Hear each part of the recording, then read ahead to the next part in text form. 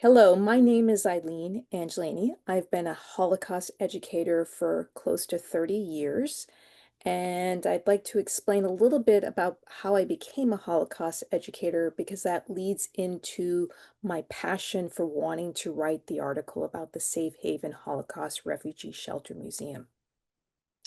So when I was doing my doctoral dissertation on the modern French novel and autobiographical writing, my advisor said to me 2 weeks before my dissertation defense, make sure you're going to be able to say what you're going to do post-dissertation, not just a revision of your dissertation. And of course, that's a nerve-wracking time 2 weeks before your defense to think, all right, I need to think of one more thing. But I realized she was doing that to make sure that not only was I prepared for any curveball type of question that would be thrown at me, but also to keep me thinking beyond my dissertation. I'm a narratologist by training. I look at narrative theory and techniques of authors' use for incorporating or disenfranchising the reader. So in that 2 week period, my dissertation advisor helped me to recognize that there was a significant difference in the style of my authors before World War II and after World War II.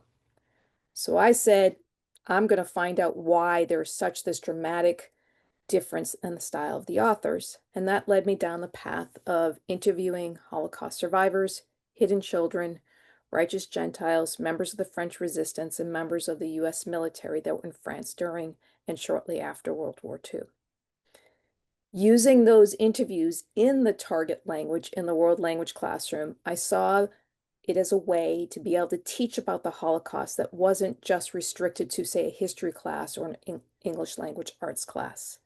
I started teaching more and more about the Holocaust in my French language classes, eventually building up and creating college electives and first-year seminars.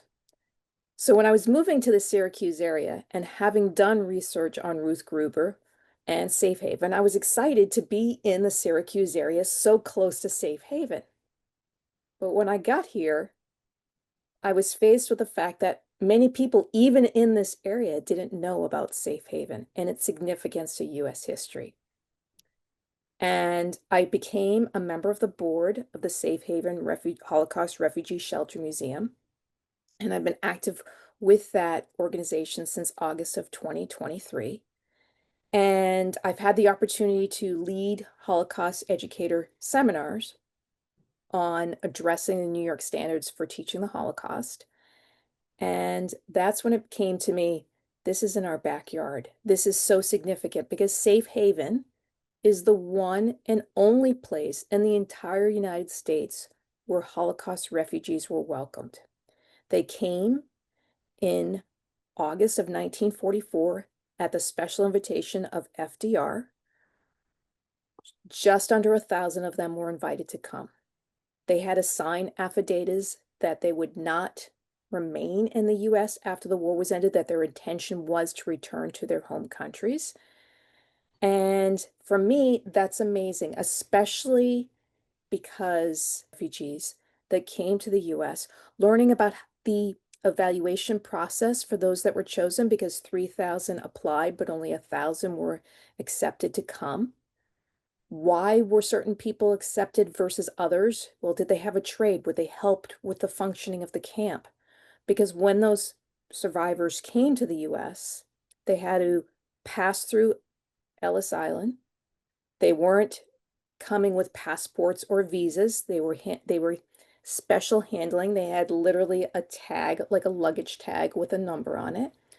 They had to go through a quarantine process after taking a train when they arrived in Oswego at Fort Ontario.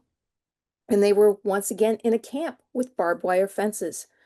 But what made a difference was the people of Oswego who came to the fence and would pass gifts, whether it would be food. There, if you visit the website for the museum, you can actually see pictures of people handing food through the fence, or even a bicycle over the fence, or a doll over the fence for the children to have. So while they were in quarantine. And it's also heartwarming to know about the stories of those survivors who were able to, after they finished quarantine, their children were able to go back to school For many of the survivors, this was huge because when they were in hiding or fleeing from the Nazis, their children couldn't go to school, and education was so important to them. So I'm very grateful for the opportunity to have been able to submit a short article for New York Archives, and I hope it brings attention to the Safe Haven Holocaust Refugee Shelter Museum and that more New Yorkers will come and visit the museum.